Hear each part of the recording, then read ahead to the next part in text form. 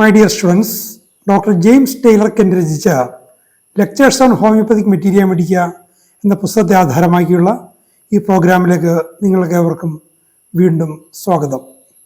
ഈ പരമ്പരയുടെ 234 എപ്പിസോഡിൽ കാലികാർബോണിക്കം എന്ന അധ്യായത്തിൻ്റെ 4ാം ഭാഗമാണ് പരിഗണിക്കുന്നത്.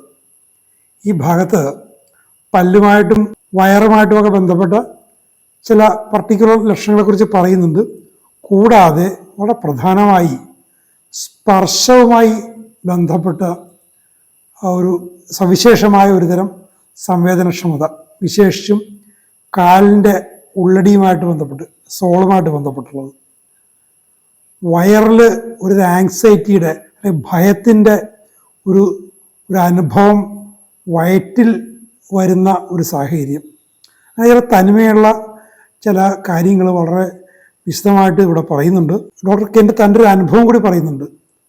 ഈ സ്പർശം കൊണ്ട്, കാലിൻ്റെ സോളിലുള്ള സ്പർശം കൊണ്ട് രോഗിയെ സ്പർശിച്ചുകൊണ്ട് അറിയാതെ സ്പർശിച്ചു പോയപ്പോൾ അത് കാലികാർപ്പ് പേഷ്യൻ്റ് ആണെന്ന് മനസ്സിലാക്കിയ ഒരു സന്ദർഭം. കാലികാർപ്പിലേക്ക് നയിക്കുന്ന ചില പ്രധാനപ്പെട്ട ചില സൂചനകളെക്കുറിച്ച് നമുക്ക് വിശദമായിട്ട് മനസ്സിലാക്കാം. The teeth present a peculiar stage. The gums take on a scorbutic or scrofulous character. The gums separate from the teeth and the teeth decay and become discolored and loose, so that they have to be extracted early in life. പല്ലിൻ്റെ സ്ഥിതി വളരെ മോശമാണ്. മുരടിച്ച് രൂപമൊക്കെ മാറി ഓണയിൽ നിന്ന് വിട്ടുവന്ന് രക്തവാർച്ചയും നിറവ്യത്യാസവും ഒക്കെ ഉണ്ടായിരിക്കുന്ന വളരെ മോശമായ അവസ്ഥ, വളരെ കേടായ പല്ലുകൾ. അപ്പോൾ അതുകൊണ്ട് എന്താ സംഭവിക്കുന്നത്?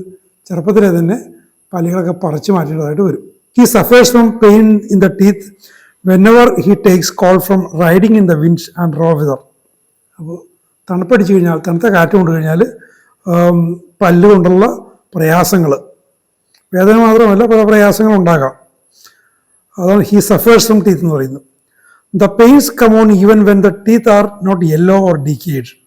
പല്ല് കേടായി നിറവ്യത്യാസമൊക്കെ വരുമ്പോഴൊന്നല്ല, അല്ലാത്തപ്പോഴും ഈ വേദന ഉണ്ടാകാം. Stitching, tearing, rending pains in the teeth, എല്ലാത്തരം വേദനകളുമുണ്ട്.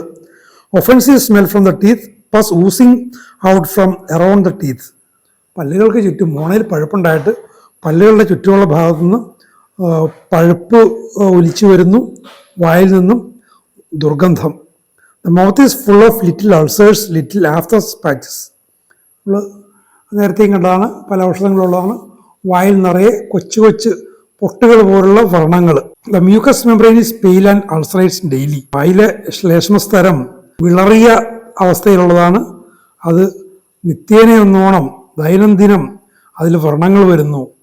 The tongue is white with offensive taste, coated grey with sick headache.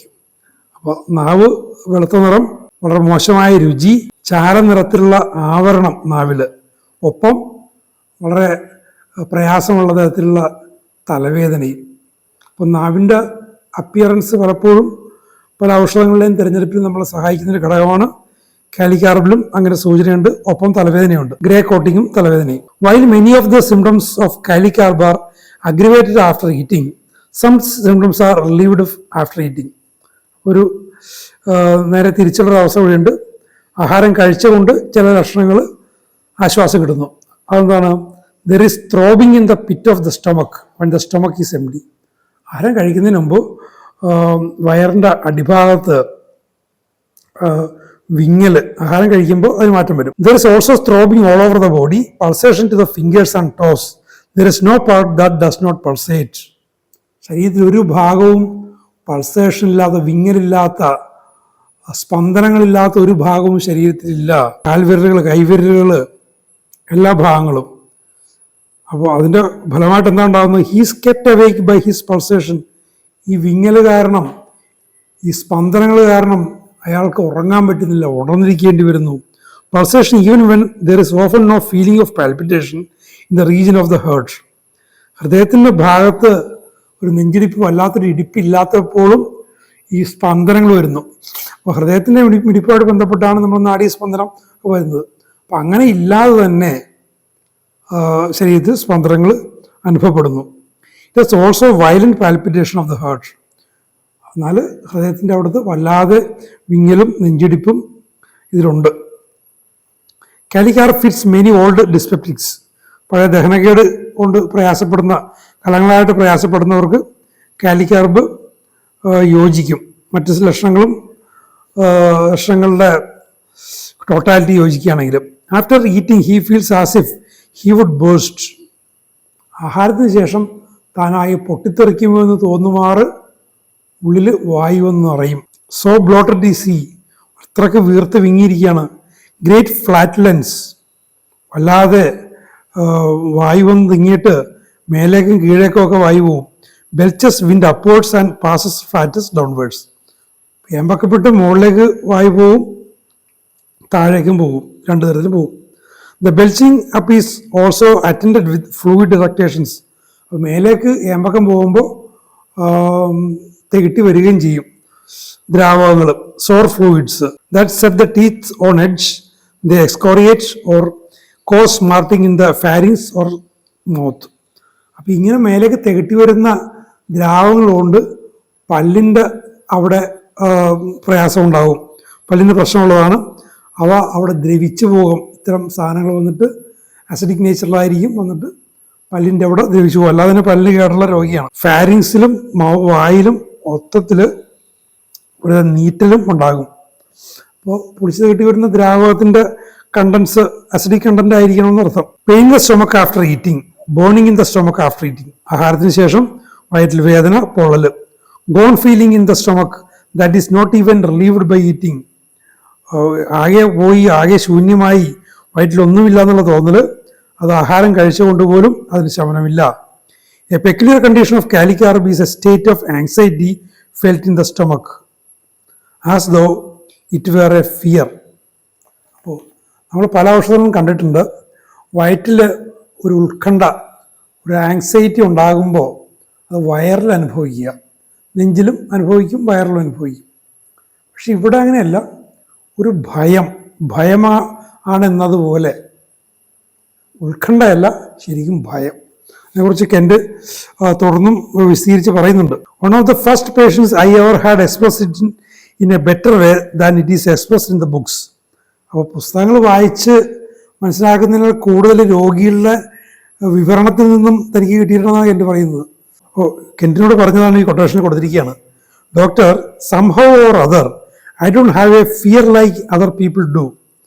മറ്റ് ആളുകൾക്കുള്ള പോലെയുള്ള വേദന എനിക്കില്ല. അതെന്തോ കാരണം കൊണ്ട്. എന്താണ് കാരണം എന്ന് ആൾ തന്നെ പറയുകയാണ്. Because I have it in my stomach. കാരണം എൻ്റെ ഭയങ്ങൾ ഞാൻ അനുഭവിക്കുന്നത് എൻ്റെ വയറ്റിലാണ്. അതുകൊണ്ടാണ് ആ കാര്യത്തിൽ മറ്റുള്ളവരുമായിട്ട് ഞാൻ വ്യത്യസ്തനായിരിക്കുന്നത്, അല്ലെങ്കിൽ വ്യത്യസ്തയായിരിക്കുന്നത്. She said when she was frightened it always struck to her stomach. ഞെട്ടലുണ്ടാകുമ്പോൾ, ഭയന്ന് പേടിച്ച് ഞെട്ടുമ്പോൾ, ഞെട്ടി വിറയ്ക്കുക എന്നൊക്കെ നമ്മൾ പറയില്ല. ഈ വിറയലും പ്രയാസമൊക്കെ കാലിക്കാർബ് പേഷ്യൻ്റെ വയറ്റിലായിരിക്കും. ഒരു ഉദാഹരണത്തിലൂടെ അത് ഇലിസ്ട്രേറ്റ് ചെയ്യുന്നുണ്ട്. അതാണ് ഈ ടെക്സ്റ്റിൽ കാണുന്നതിനേക്കാൾ കൂടുതൽ വ്യക്തമായിട്ട് നമുക്ക് മനസ്സിലാവുമെന്ന് പറഞ്ഞത്. If a door slams I feel it right here.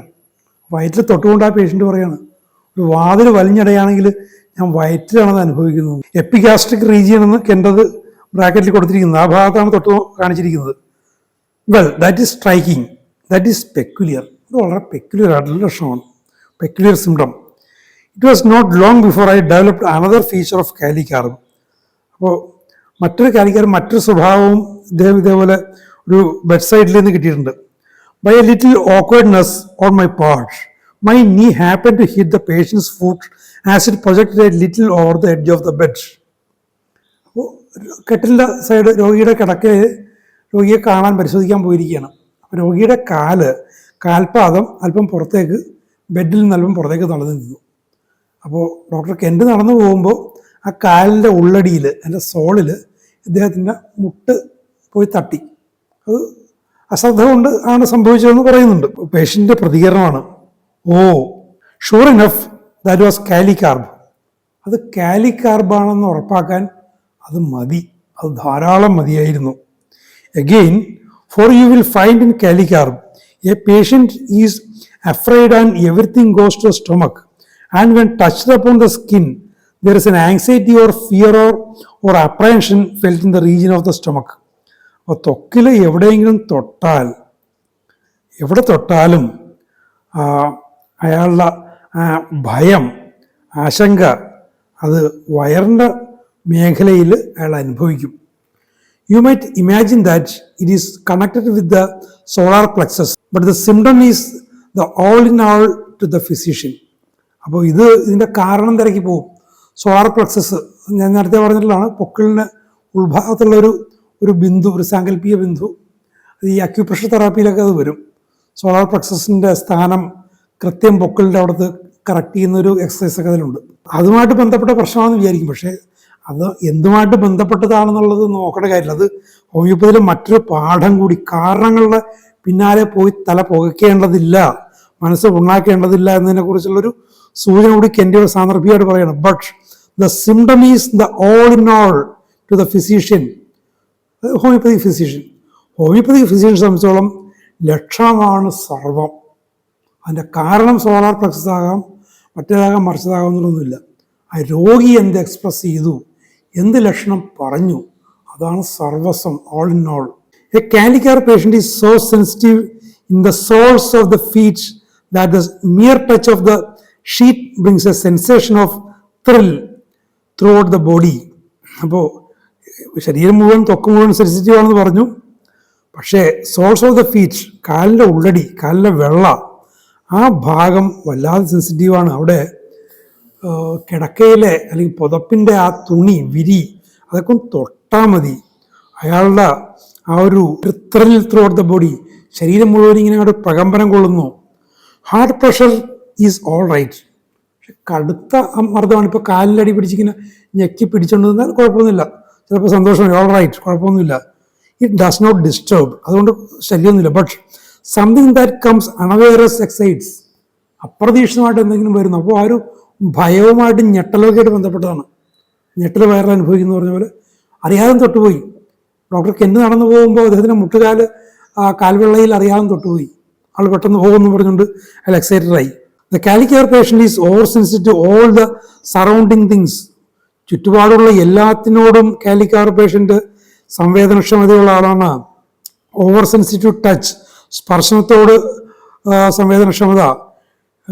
Shivering from the simplest and lightest touch, വളരെ ലളിതമായ, വളരെ നിസ്സാരമായ സ്പർശനങ്ങൾ കൊണ്ടുപോലും ആൾ വിറച്ചു പോവും. Even when hard pressure is agreeable. പക്ഷെ ഹാർട്ട് പ്രഷർ അയാൾക്ക് അഗ്രിയബിൾ ആണ്. അപ്പോൾ അതാണ് അതിൻ്റെ വ്യത്യാസം. Violently ticklish in the soles of the feet, അത് മറ്റൊരു സവിശേഷത. കാലിൻ്റെ വെള്ളയുടെ കാര്യം നേരത്തെ പറഞ്ഞു, ടിക്ലിഷാണ്, പെട്ടെന്ന് ഇക്ലി വരും. അപ്പോൾ അതൊക്കെ സ്ലൈറ്റായിട്ടും തോണ്ടിയാൽ മതി, വല്ലാതെ ഇക്ലി വരും. വയലൻ്റ്ലി ടിക്ലിഷ് എന്ന് പറയുന്നത് വല്ലാതെ ഇക്ലി ഉണ്ടാകും. I have often examined the feet when a patient would shiver and drop the feet and scream out. അപ്പോൾ കാൽവെള്ള പരിശോധിച്ച് കഴിഞ്ഞാൽ, ചിലപ്പോൾ തൊട്ടൊക്കെ നോക്കിയൊക്കെ പരിശോധിച്ച് കഴിഞ്ഞാൽ പേഷ്യൻ്റ് വല്ലാതെ ഒച്ചയുണ്ടാക്കും. എങ്ങനെയാ? ഡോണ്ട് ടിക്കിൾ മൈ ഫീറ്റ്, എൻ്റെ കാലിൽ ഇക്ലിയിടല്ലേ. റിഫ്ലക്സ് നോക്കുന്ന റബ്ബർ ഹാമറൊക്കെ കൊണ്ട് സ്പർശിച്ച് നോക്കുന്ന രീതിയുണ്ടല്ലോ. ഹോമിയോപ്പതിയിൽ അത് ചെയ്യുമെന്ന് എനിക്കറിഞ്ഞുകൂടാ. ഞാൻ ന്യൂറോളജിസ്റ്റിൻ്റെയും ന്യൂറോ സർജൻ്റെയൊക്കെ ചികിത്സയിലായിരുന്ന എൻ്റെ ബാല്യകാലത്ത് ഒരു സ്ഥിരം പരിശോധനയായിരുന്നു. ഈ റബ്ബർ ചുറ്റിക കൊണ്ട് മുട്ടിലും കയാൾ മുട്ടുകളെ തട്ടി നോക്കും. ആ ചുറ്റികയുടെ അടിഭാഗം കൊണ്ട് കാലിൻ്റെ വെള്ളം ഇങ്ങനെ രണ്ട് ഭാഗത്തും ഇങ്ങനെ അങ്ങോട്ട് ഉരസും. അപ്പോൾ ആ ഒരു സെൻസിറ്റീവ് ആണോ എന്ന് അറിയാൻ വേണ്ടിയിട്ടായിരിക്കും അത്. അപ്പോൾ കാലിക്കാർ പേഷ്യൻറ്റിനോടാണ് ചെയ്യുന്നതെങ്കിൽ അയാൾ ബഹളം ഉണ്ടാക്കിക്കളയും. I have often examined the feet. I had probably touched it so lightly that I did not know that I had touched it at all. തൊട്ടെന്ന് പോലും തോന്നിയില്ല കാലിൻ്റെ വെള്ളയിലേക്ക്, തൊട്ടെന്ന് പോലും തോന്നില്ല അയാൾ. കാരണം കെൻറ്റിൻ്റെ വിരലില്ലാ സ്പർശം അദ്ദേഹത്തിന് അത് അനുഭവിക്കാൻ പറ്റിയില്ല. പക്ഷെ അത് രോഗി അനുഭവിക്കുകയും വല്ലാതെ അയാൾ വയലൻ്റ്ലി ടിക്ലിഷാകുകയും ചെയ്തു. അപ്പോൾ അതാണ് ആ വ്യത്യാസം. ഇനി ലാക്കസിസുമായിട്ടുള്ളൊരു താരതമ്യം വരുന്നത്. In lachesis also gentle touch is painful. ലാക്കസിൽ നമ്മൾ നേരത്തെ കണ്ടതാണ്. ഇവിടെ എനിക്കൊന്ന് കുറച്ചുകൂടി വിശദമായിട്ട് കണ്ടത് പറയുന്നുണ്ട്. While hard pressure is agreeable but here it is not so much the ticklishness. പക്ഷേ വ്യത്യാസം ലാക്കസിസും കാലിക്ക ഓർബോയുടെ വ്യത്യാസം എന്ന് വെച്ചാൽ ലാക്കസിസിൽ അവിടെ ഇക്ലി അല്ല, ആ സെൻസിറ്റിവിറ്റി ഇക്ലി അല്ല. കാലിക്കാർബിൽ അത് ഇക്ലിയാണ്. ഇക്കിളി തോന്നലോ. In lachesis the abdomen is so sensitive that the touch of the sheet is painful. അപ്പോൾ കാലിക്കാർബ് എന്ന് പറഞ്ഞാണ് അടിവയറിൽ വസ്ത്രങ്ങൾ സ്പർശിച്ചു കഴിഞ്ഞാൽ ലാക്കസിസ് വലിയ പ്രശ്നമുണ്ടാക്കും. Lachesis പേഷ്യൻറ്റിന് അടിവയറ്റിൽ അരക്കെട്ടിലൊക്കെ. I have seen laxus patients using a hoop to keep a light sheet from touching the abdomen. അത് നമ്മൾ കണ്ടിട്ടുള്ളതാണ്. അടിവയറ്റിൽ വസ്ത്രങ്ങൾ സ്പർശിക്കാതിരിക്കാൻ വേണ്ടി ഒരു ഒരു ഫ്രെയിം വെക്കുന്ന ഒരു കാര്യം. You may know then that you are in the realm of lachesis and that it is like these persons who are unable to bear the slightest touch upon the neck and suffer from uneasiness on wearing a collar. അപ്പോൾ അത് നേരത്തെ കണ്ടതാണ്. Collar ധരിക്കാൻ പറ്റില്ല. അപ്പോൾ തണുപ്പ് രാജ്യങ്ങളിലൊക്കെ ഫോർമാലിറ്റിക്ക് വേണ്ടിയും അല്ലെങ്കിൽ തണുപ്പുള്ളപ്പോൾ തണുപ്പടിക്കാതിരിക്കാനും കോളർ മുറുക്കി വെക്കും, നെക്ക് ടൈ കെട്ടും. അതൊക്കെ ലാക്കസിസ് പേഷ്യൻ്റ് വലിയ പ്രശ്നമാണ്. All that hour is different from this state of ticklishness. അത് ഈ കാലിക്കാർബിലറ്റ് ആ ഇക്ലി അല്ലത്, അത് മറ്റൊരു അണീസിനെസ് ആണ്. ഇത് ഇക്ലിയാണ്. I have seen patients who are really so sensitive in the skin that I would not dare to touch it. ചില രോഗികൾ താൻ കണ്ടിരുന്നാണ് പറയുന്നത്. അവരുടെ സ്കിന്നിൻ്റെ സെൻസിറ്റിവിറ്റി അവരെ സ്പർശിക്കാൻ പേടിയാണ്. ഇപ്പോൾ പല കാര്യങ്ങളും ഡോക്ടർ പേഷ്യൻ്റ് സ്പർശിക്കേണ്ടി വരും. നാഡീസ്പന്ദനം അറിയാനും മറ്റൊക്കെ സ്പർശിക്കേണ്ടി വരും. അപ്പോൾ അവരെ അറിഞ്ഞു കഴിഞ്ഞാൽ കുഴപ്പമില്ല. Unless they knew just where I was going to do, എവിടെയാണ് താൻ സ്പർശിക്കാൻ പോകുന്നത് അവരറിഞ്ഞാൽ കുഴപ്പമില്ല. ആ ഒരു അണവൈറസ് എന്ന് നേരത്തെ പറഞ്ഞില്ലേ, അറിയാതെ സ്പർശിക്കുമ്പോഴാണ് കുഴപ്പം. കെൻഡിങ്ങിന് പറയാണ്, now I am going to feel your pulse, hold still. നിങ്ങളുടെ നാഡീസ്പന്ദനം നോക്കാൻ പോവാണ്, അനങ്ങാതിരുന്നോ. If I were to touch the hand or reach out to feel the pulse without warning there would be a thrill.